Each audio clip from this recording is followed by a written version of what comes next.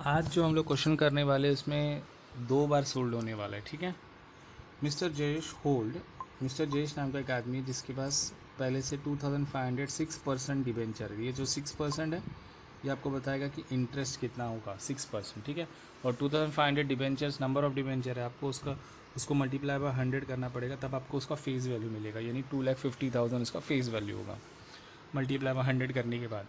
In Samrat limited at a cost of 2,60,000, cost दी है 2,60,000, तो वो अमाउंट के कॉलम में आएगा cost 2,60,000। Interest is payable on 30 September and 31 March. तो ये इंपॉर्टेंट लाइन है, इंटरेस्ट कब कब पे होने वाला है, सितंबर और मार्च में, 30 सितंबर और 31 मार्च को इंटरेस्ट पे करना है। ठीक है। अब हम लोग देखते हैं पूरे साल भर में ट्रांजैक्शन कब कब हुआ है। ठीक है। पहला, ऑन 1 जून 2012 को परचेज हुआ है 500 डिबेंचर, इंटू 100 करोगे तो फेस वैल्यू मिलेगा, कम इंटरेस्ट एट 52,500। अब यहाँ पर जो डिबेंचर्स परचेज हुआ है वो 500 डिबेंचर्स है जिसका फेस वैल्यू बनेगा 50,000, और कम इंटरेस्ट बोला है ना, तो आपको क्या करना है, जो उसका कॉस्ट है 52,500 उसमें से आपको इंटरेस्ट का पैसा क्या कर देना है, लेस कर देना है। तो भी ये कम इंटरेस्ट का पैसा लेस करने के बाद लेस करना पड़ता है कम इंटरेस्ट में। ठीक है। तो जब भी आपको कम इंटरेस्ट बोला रहेगा तो आपको इंटरेस्ट का पैसा क्या करना है, लेस। ठीक है। नेक्स्ट क्या लिखा है, सोल्ड, अगस्त में सोल्ड हुआ है, कम इंटरेस्ट 22,000। ठीक है। इसमें भी कम इंटरेस्ट बोला है, तो इसमें भी आपको क्या करना पड़ेगा, कॉस्ट में से इंटरेस्ट का पैसा क्या करना पड़ेगा, लेस करना पड़ेगा। जो हम लोग बाद में जब वर्किंग नोट करेंगे ना उसमें देखेंगे कि इंटरेस्ट का पैसा इसमें भी कितना लेस करना है। तो जब वर्किंग नोट देखेंगे तब आपको इंटरेस्ट मिलेगा, तो इसमें लेस करना। तो जब भी आपको कम इंटरेस्ट बोला होगा तो आपको क्या करना है, इंटरेस्ट का पैसा लेस करना। दोनों में कम इंटरेस्ट था। अब आगे सोल्ड होने के बाद नेक्स्ट ट्रांजैक्शन क्या हुआ, देखो, परचेज हो रहा है, नवंबर में परचेज हो रहा है 450 डिबेंचर एक्स इंटरेस्ट, कॉस्ट है 45,800। और क्योंकि इसमें एक्स इंटरेस्ट बोला है तो आपको कुछ इंटरेस्ट माइनस करने की ज़रूरत नहीं है। फेबररी में 1 फरवरी 2013 आएगा, यहाँ पर 1 लिख दिया है। 1 फरवरी में सोल्ड हुआ है 206% डिबेंचर एक्स इंटरेस्ट 16,000 में, और क्योंकि ये एक्स इंटरेस्ट है तो यहाँ पर भी आपको इंटरेस्ट माइनस करने की ज़रूरत नहीं। Mister Jay's close is book every year on 31 March. ठीक है। We have to prepare investment account in इस बुक। तो मिस्टर जयस जो है अपना बुक कभी क्लोज करते हैं 31 मार्च को, और आपको क्या बोला गया है कि इन्वेस्टमेंट अकाउंट प्रिपेयर करो। ठीक है। चलो अभी आगे कंटिन्यू करते हुए जा रहे हैं कि सबसे पहले आपको टाइमलाइन बनाना है, क्योंकि आपने देखा यहाँ पर ईयर एंड 31 मार्च को हो रहा है, तो टाइमलाइन बनाते समय आपको याद रखना है कि आपका टाइमलाइन अप्रैल से स्टार्ट होगा और मार्च पे ख़त्म होगा। तो अप्रैल, मई, जून, जुलाई, अगस्त, सितंबर, अक्टूबर, नवंबर, दिसंबर, जनवरी, फरवरी, मार्च। उसके बाद आपको देखना है कि कौन से डेट, कौन से मंथ में क्या कौन सा ट्रांजैक्शन हुआ है। पहला जो स्टार्टिंग ट्रांजैक्शन है 2500 उसके पास बैलेंस था, राइट। और ये क्योंकि बैलेंस है तो इसका मतलब ये अप्रैल के महीने में इसका ट्रांजैक्शन होगा। कौन से महीने में, अप्रैल के महीने। उसके बाद देखो ट्रांजैक्शन कब कब हुआ है, 1 जून में हुआ है परचेस का, 1 जून में हुआ है परचेस, और एक अगस्त में हुआ है सोल्ड। तो जून में परचेज दिखाएगा और अगस्त में क्या दिखाएगा, सोल्ड। नेक्स्ट, अब याद रखो कि 30 सितंबर और 31 मार्च को इंटरेस्ट है, तो 30 सितंबर और 31 मार्च को आपका क्या हो गया, इंटरेस्ट हो गया। ठीक है। उसके बाद नवंबर में परचेज है और फरवरी में सोल्ड है, तो यहाँ पर नवंबर में आपने परचेज दिखा दो और फरवरी में आपको क्या दिखाना है, सोल्ड दिखाना है। तो इस तरीके से आपने सभी ट्रांजैक्शन डाल दिए, टोटल 7 ट्रांजैक्शंस हैं। ठीक है। अब आपको क्या करना है, वर्किंग नोट बनाने के लिए कॉलम्स बना लेते हैं। ठीक। और वर्किंग नोट बनाते समय आपको क्या क्या हेडिंग देना है, सबसे पहले ट्रांजैक्शन, यानी कौन से ट्रांजैक्शन कब हो, जैसे ये अप्रैल वाला है, ये जून वाला है, ये अगस्त वाला है, ये सितंबर वाला है, नवंबर, फरवरी, मार्च, इनके सबके आपको डेट डालनी है। ठीक है। तो सबसे पहले ट्रांजैक्शंस देख लेते हैं। फर्स्ट ट्रांजैक्शन जो हुआ था स्टार्टिंग में हुआ था, तो 1 अप्रैल का डेट आना चाहिए, राइट। तो यहाँ पर डेट आएगा फर्स्ट वाले में, 1 अप्रैल का डेट आएगा। ठीक है। उसके बाद नेक्स्ट ट्रांजैक्शन कब हो रहा है, देखो, नेक्स्ट ट्रांजैक्शन जो हो रहा है वो अप्रैल के बाद आ रहा है, जून में हो रहा है। तो जून का डेट देख लो एक बार, जून का डेट है 1 जून, और अगस्त, नेक्स्ट ट्रांजैक्शन अगस्त में हो रहा है, जून के बाद अगस्त। तो जून और अगस्त, ये हो गया आपका अप्रैल, जून, अगस्त। उसके बाद इंटरेस्ट दिखाई दे रहा है, राइट। इंटरेस्ट कितना है, सितंबर में ना, तो कौन सा सितंबर था वो डेट, 30 सितंबर ऊपर दिया हुआ है। इंटरेस्ट का डेट पहले से दिया हुआ 30 सितंबर दिया और 31 मार्च दिया, ठीक है। तो लाइन से आपको सब डेट डालना है। अक्टूबर में कुछ नहीं हो रहा तो कोई डेट डालने की जरूरत नहीं है। नवंबर में परचेज हो रहा है, कौन सी तारीख को नवंबर में परचेज हो रहा है? 1 नवंबर को परचेज हो रहा है, ठीक है। तो यहाँ पे आपको 1 नवंबर करके लिखना है। नेक्स्ट ट्रांजैक्शन कब हो रहा है? फरवरी और मार्च में। तो फरवरी में 1 फरवरी को आपका ट्रांजैक्शन हो रहा है, तो आपको डेट डालना है 1 फरवरी। उसके बाद नेक्स्ट ट्रांजैक्शन हो रहा है मार्च में ना, इंटरेस्ट का। आपने देखा टाइमलाइन में कि नेक्स्ट ट्रांजैक्शन मार्च में हो रहा है, तो इंटरेस्ट के लिए आपको यहाँ पर भी 31 मार्च करके लिखना है, ठीक है। तो ये आपने क्या डाल दिया, सब डेट डाल दी है।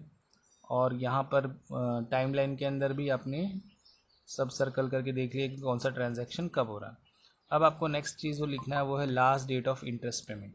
Last date of interest payment ढूंढने के लिए आपको करना क्या है कि आप जो टाइमलाइन बना रहे हो ना, उसमें देखो कि अप्रैल में जो बैलेंस आपके पास डिबेंचर पड़े थे उसका पिछला इंटरेस्ट कब मिला था।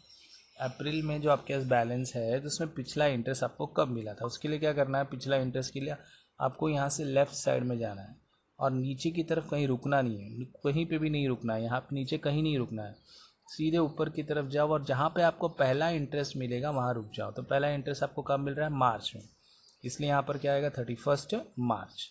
चलो नेक्स्ट ट्रांजैक्शन भी मई में कोई ट्रांजैक्शन नहीं है, जून की बात करते हैं। यहाँ पर भी आपको लेफ़्ट साइड से ही जाना है, लेफ़्ट साइड से जाते हुए और जहाँ पर आपको फर्स्ट इंटरेस्ट मिलेगा वहाँ पर रुक जाना। तो आपको इंटरेस्ट वापस से कहाँ मिल रहा है? 31 मार्च में, ठीक है। वापस से भी आगे जाएंगे जून के बाद, जुलाई में कुछ ट्रांजैक्शन नहीं है, अगस्त की बात कर रहे हैं। अगस्त में भी आपको वही करना है, लेफ़्ट साइड से जाना है और जाते समय वापस से जहाँ इंटरेस्ट आएगा वहाँ रुकना है। तो इंटरेस्ट कहाँ पर आ रहा है? मार्च में, 31 मार्च आएगा। सितंबर से भी आपको वही करना है, यहाँ से आपको ट्रैवल करते हुए जाना है और जहाँ आपका इंटरेस्ट आएगा वहाँ आपको रुकना है और पहले ही इंटरेस्ट पे रुक जाना है, ठीक है। पहला इंटरेस्ट वापस से कहाँ आया है? मार्च में।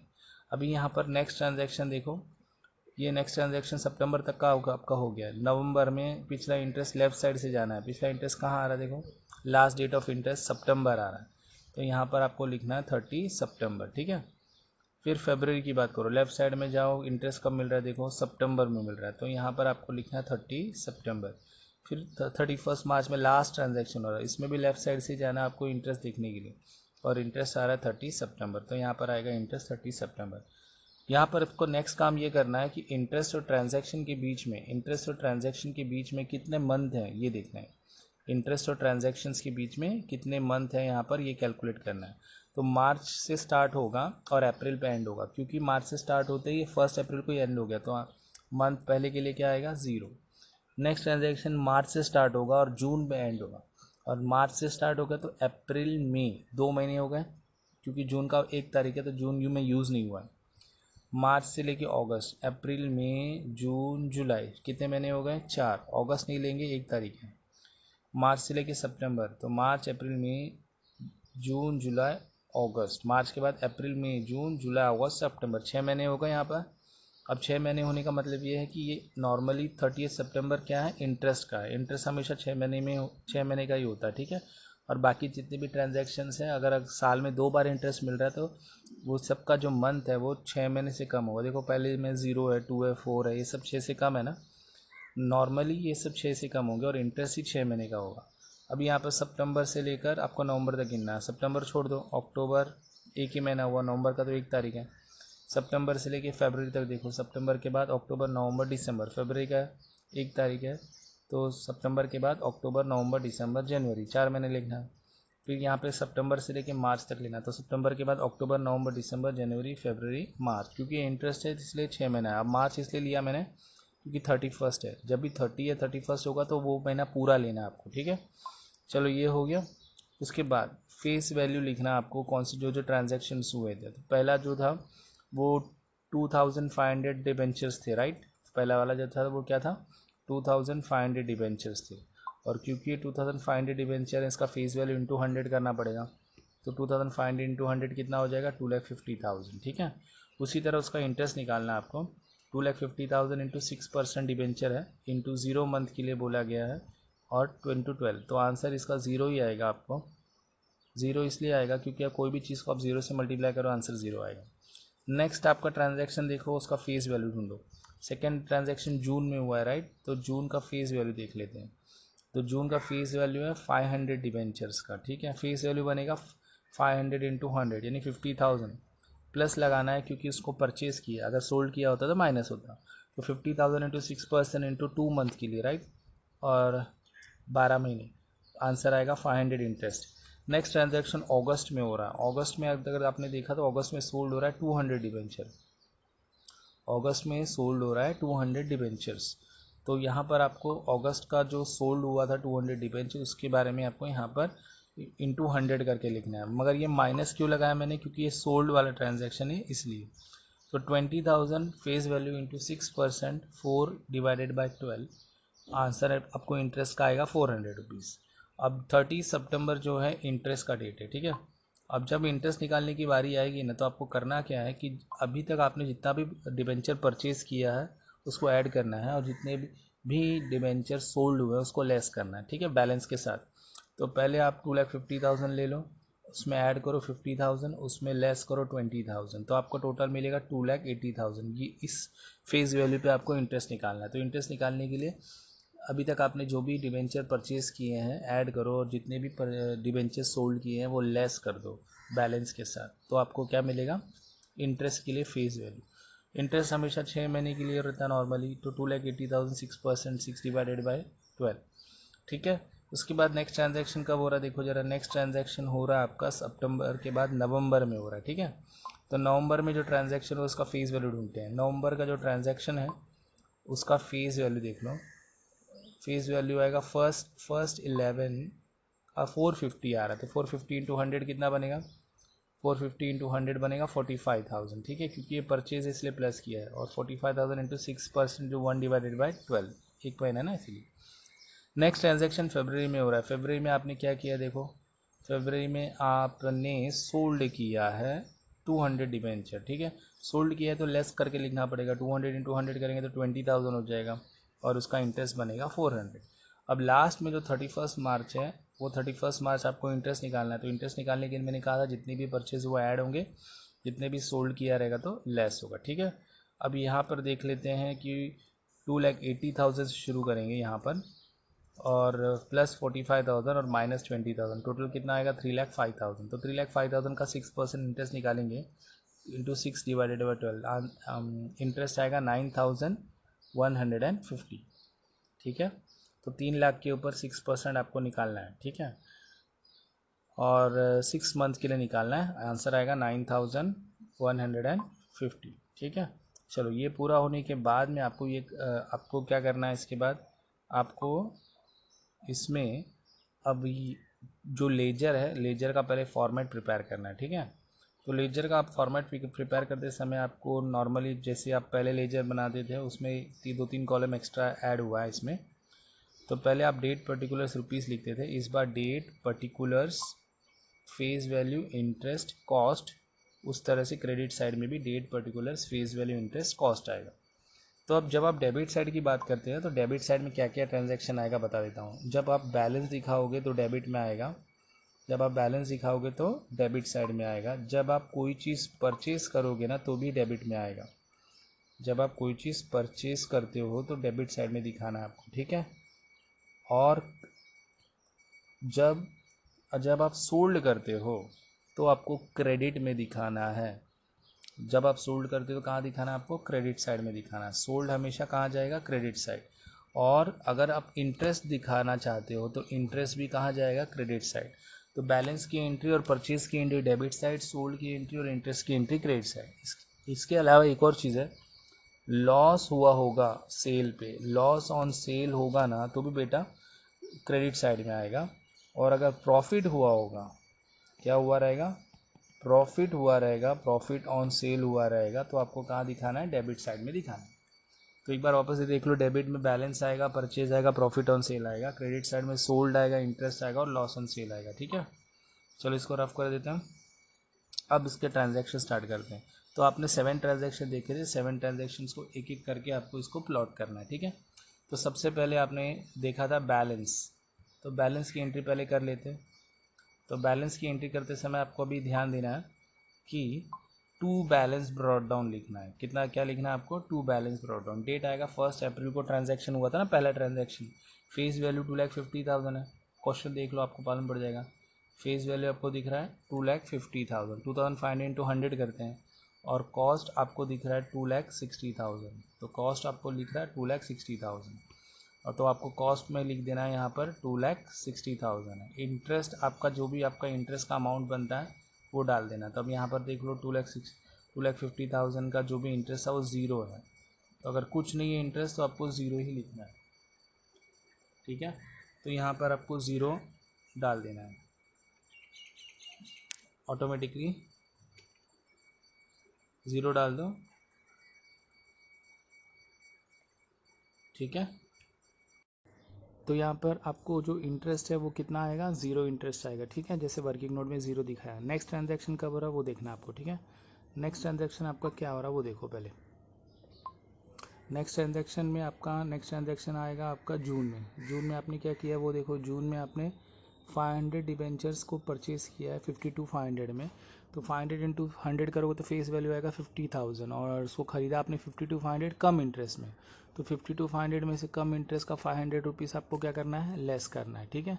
जब भी आपको कम इंटरेस्ट बोला रहेगा तो इंटरेस्ट लेस होगा, तो एंट्री यहाँ पर देख लो। कम इंटरेस्ट में फॉर्मूला क्या है, कॉस्ट माइनस इंटरेस्ट करोगे तो कम इंटरेस्ट मिलेगा, तो 52,500 में से आपको 500 कॉस्ट 52,000 बचेगा 500 लेस करने के बाद।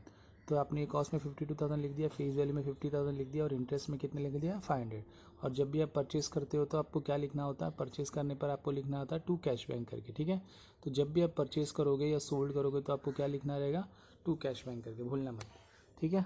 तो जून के बाद नेक्स्ट ट्रांजैक्शन कब हो रहा है, जून के बाद नेक्स्ट ट्रांजैक्शन हो रहा है अगस्त में। अगस्त में क्या हो रहा है, सोल्ड हो रहा है। तो याद रखो अभी अगस्त में सोल्ड का एंट्री करने से पहले वर्किंग नोट करना बहुत ज़रूरी है। तो वर्किंग नोट करने के लिए देखो, नंबर ऑफ डिवेंचर 200 यानी 20,000 फेस वैल्यू हो गया, और साथ में बोला है कम इंटरेस्ट 22,000, तो कम इंटरेस्ट बोला है तो इंटरेस्ट लेस करना पड़ेगा, और कितना इंटरेस्ट लेस करना पड़ेगा, 400, ठीक है। यहाँ पे क्योंकि देखो अगस्त में जो इंटरेस्ट आ रहा है वो 400 रुपीज़ आ रहा है, तो 22,000 में से आपको वर्किंग नोट पहले करना है ना, लेजर में बाद में एंट्री होगी, पहले वर्किंग नोट देखो। ये तुम्हारे सामने वर्किंग नोट है, तो उस वर्किंग नोट का फॉर्मूला क्या है, selling price minus weighted average cost is equal to profit और लॉस। सेलिंग प्राइस कितना है, 22,000 है, राइट। उसमें से आपने 400 क्यों लेस किया है, 400 जो आपने लेस किया है वो किस चीज़ का है, वो इंटरेस्ट का पैसा है जो लेस हो जाएगा, ठीक है, क्योंकि कम इंटरेस्ट बोला इसीलिए, तो 21,600 आ गया। नेक्स्ट वेटेज एवरेज कॉस्ट निकालने का फॉर्मूला क्या है, debit amount minus credit amount divide by debit face value minus credit face value to face value of debenture sold. तो डेबिट अमाउंट में आपको क्या क्या दिख रहा है वो सब लिख देना है, और क्रेडिट अमाउंट में क्या क्या मिल रहा है वो लिख देना है। डेबिट अमाउंट में आपको मिल रहा है, अमाउंट मतलब कॉस्ट का वैल्यू लेना, 2,60,000 और 52, तो यहाँ पे मैंने 2,60,000 और 52 लिख दिया है नीचे, ठीक है। नीचे देखो 2,60,000 और 52 लिख दिया। क्रेडिट साइड में जीरो क्यों लिखा है मैंने, क्योंकि यहाँ पे क्रेडिट साइड में अभी तक कोई एंट्री हुई नहीं है, इसलिए क्रेडिट का जीरो हो गया। डेबिट फेस वैल्यू में आएगा 2,50,000 और 50,000, 2,50,000 और 50,000 कितना आ जाएगा, 3 लैक्स, और इसलिए 2,50,000 और 50,000 3 लैक्स हो गया। और क्रेडिट साइड में कुछ नहीं है फेस वैल्यू में भी, इसीलिए फेस वैल्यू में भी क्रेडिट साइड में कुछ नहीं है, इसलिए जीरो आ गया। Into face value of debenture sold, कितना डिबेंचर का फेस वैल्यू का हम लोग बेचने वाले थे, 20,000, तो पूरा कैलकुलेशन करने के बाद अमाउंट आएगा 20,800, जो आपको 21,600 में से क्या हो जाएगा, लेस हो जाएगा, ठीक है। तो माइनस करने पर आपको प्लस में, अभी देखो आप ये समझो जरा, सेलिंग प्राइस है 21,600 और कॉस्ट प्राइस है 20,800, तो अगर 20,800 की चीज़ आप 21,600 में बेचोगे तो आपको 800 का क्या होगा, 800 का प्रॉफिट होगा। तो याद रखो, सेल करोगे तो क्रेडिट साइड में दिखाना है, प्रॉफिट हुआ है तो डेबिट साइड में दिखाना है, ठीक है। सेल हुआ है तो क्रेडिट साइड में दिखाओगे, तो यहाँ पर मैं लिखूँगा बाय कैश बैंक अकाउंट करके, ठीक है। फेस वैल्यू में जैसे आपने बताया था 20,000 है, ठीक है, ठीक है। उसके बाद इंटरेस्ट में आपने देखा था 400 रुपीज़ दिया हुआ था वर्किंग नोट में, और कॉस्ट आपको यहाँ पे 21,600 दिख रहा है, राइट। तो यहाँ पर आपको लिखना नीचे 21,600 कॉस्ट में, ठीक है। और यहाँ पे नेक्स्ट स्टेप जो है, वेटेज एवरेज कॉस्ट की आपको एंट्री करने की ज़रूरत नहीं होती है। आपका जो भी प्रॉफिट हुआ 800 का प्रॉफिट हुआ, वो प्रॉफिट आपको कौन से साइड में दिखाना है, क्रेडिट साइड में दिखाना है। तो यहाँ पर कॉस्ट के कॉलम में आना चाहिए प्रॉफिट हमेशा क्रेडिट साइड में। इंटरेस्ट के कॉलम में आपको कुछ भी दिखाने की ज़रूरत नहीं है, ठीक है। फेस वैल्यू में भी आपको कुछ भी दिखाने की ज़रूरत नहीं है। उसके बाद सीधे आपको यहाँ पर जब भी आपको प्रॉफिट हुआ है तो to profit and loss account करके लिखना है, ठीक है, to profit and loss account करके लिखना है। आपको समझने के लिए चाहिए तो मैं यहाँ पर क्या लिख देता हूँ, प्रॉफिट का पैसा है ना इसलिए प्रॉफिट करके लिख देता हूँ, ठीक है, ये समझने के लिए है। उसके बाद नेक्स्ट ट्रांजेक्शन अगस्त के बाद कौन सा हुआ देखो, याद रखना है यहाँ पर जब सेल करोगे तो क्रेडिट साइड में एंट्री बाद में करनी है, पहले वर्किंग नोट निकालना है, और जब प्रॉफिट हुआ तो डेबिट साइड में दिखाना है। अगस्त के बाद नेक्स्ट ट्रांजेक्शन कब हो रहा है, सितंबर को। सितंबर को आपको क्या मिलने वाला है, 2,80,000 पे 8,400 का इंटरेस्ट मिलने वाला है, ठीक है। इंटरेस्ट हमेशा क्रेडिट साइड में आएगा, तो अमाउंट डाल दो 8,400। और जब भी आप इंटरेस्ट की एंट्री करते हो तो इंटरेस्ट की एंट्री में भी आप क्या लिखते हो, बाय कैश बैंक करके लिखते हो, ठीक है।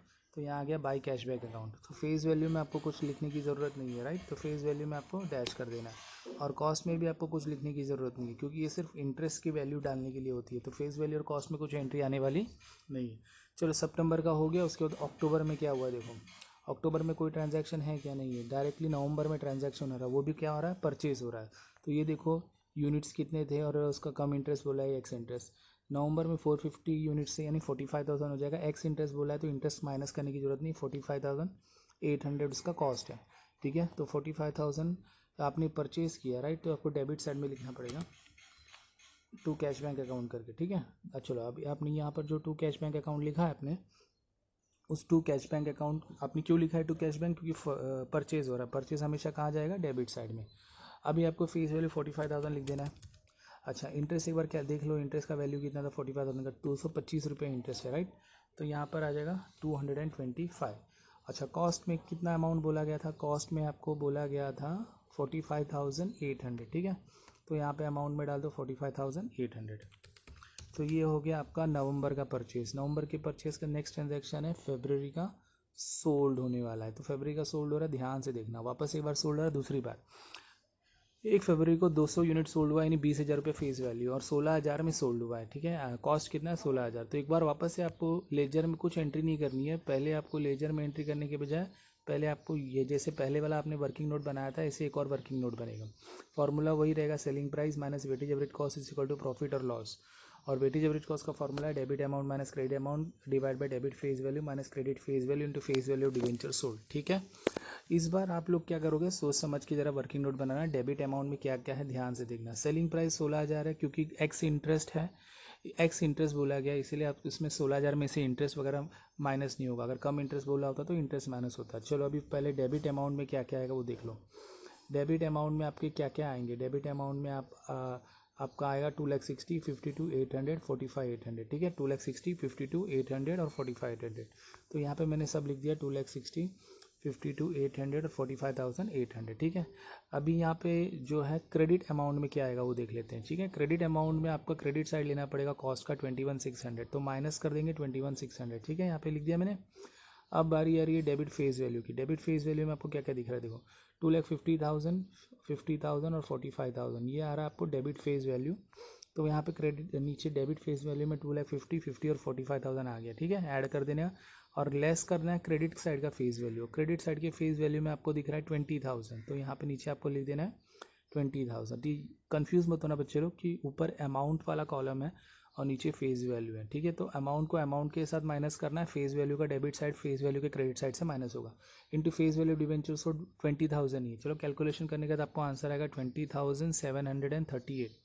अब आपने ध्यान दिया रहेगा कि इसका सेलिंग प्राइस 16,000 है, उसका कॉस्ट जो है वो 20,000 है, अपने को लॉस हो रहा है। कितने का लॉस हो रहा है देखो जरा, अब में लॉस जो हो रहा है 4,738 का लॉस हो रहा है।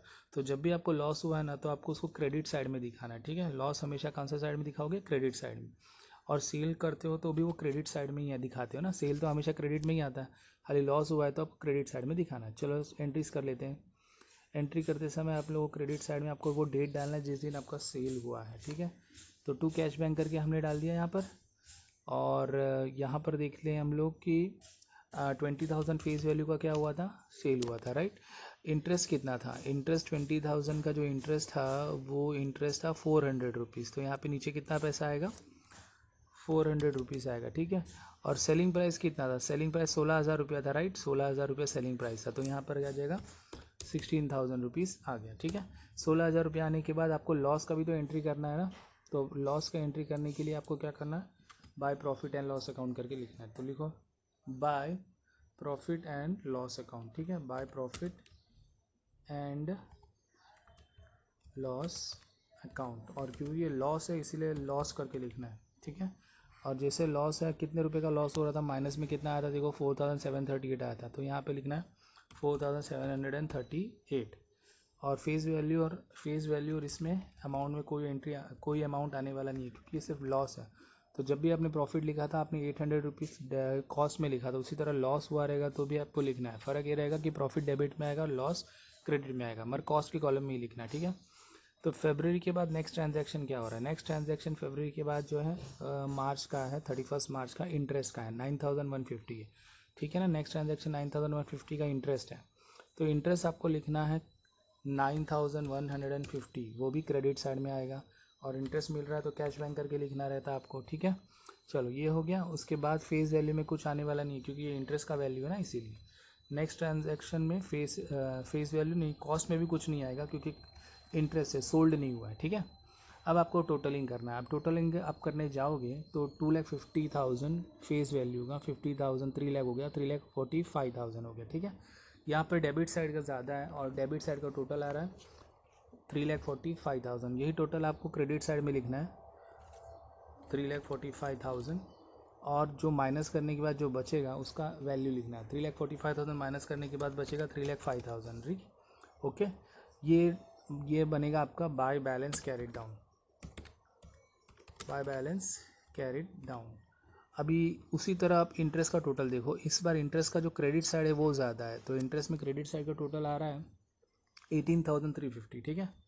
तो यहाँ पर आपको लिखना है 18,350, ठीक। 18,350 लिख दिया आपने।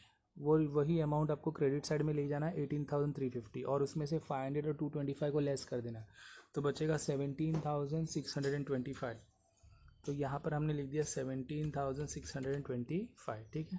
ये हमने डार्क में इसलिए लिखा है क्योंकि ये बैलेंस का अमाउंट है ना इसका। तो जब भी इंटरेस्ट का जो बचा हुआ रहेगा ना, बैलेंस बचेगा, उसको हम लोग प्रॉफिट एंड लॉस के नाम से बुलाते हैं, ठीक है।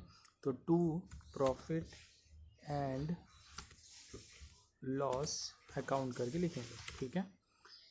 चलो, इंटरेस्ट का टोटल होने के बाद कॉस्ट का टोटल देख लेते हैं। कॉस्ट का डेबिट साइड का टोटल ज़्यादा है, टोटल आएगा 3,58,600।